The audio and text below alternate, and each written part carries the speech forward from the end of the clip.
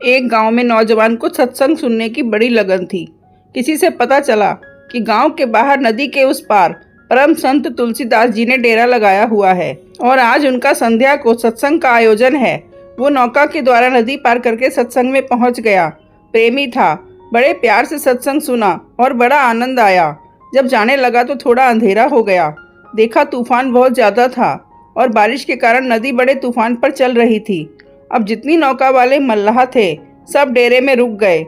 कोई नौका से आने जाने का साधन नहीं है। संत तुलसीदास जी के पास पहुंचा और बोला, महाराज मेरी नई नई शादी हुई है। मेरी पत्नी भी इस गांव में अनजान है और घर में मेरे कोई नहीं है। मेरे पास गहना वगैरह बहुत है, नकदी भी है और हमारे गांव में चोर लुटेरे भी बहुत हैं। तो किसी भी हालत में मुझे वहां जाना ही पड़ेगा, नहीं तो पता नहीं क्या हो जाएगा।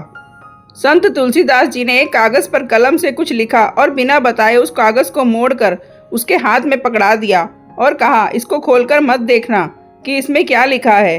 जब नदी के पास पहुंचो तो नदी को मेरा संदेश देना। जब नदी के किनारे पहुंचा, देखा तूफान बड़े जोरों का है। इसने चिट्ठी नदी की ओर दिखाते हुए कहा, ये संत तुलसीदास जी ने तुम्हारे लिए भेजी है। इतना सुनते ही नदी बीच में से अलग हो गई और जमीन दिखने लगी पैदल चलने के लिए। ये बड़ा हैरान हुआ, इसे अपनी आंखों पर विश्वास नहीं हुआ। इसने आंखें मली और सोचा कहीं मैं सपना तो नहीं देख रहा हूँ।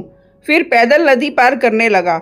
मन में जिज्ञासा उठी, देखूं तो सही इस चिट्ठी में क्या लिखा है।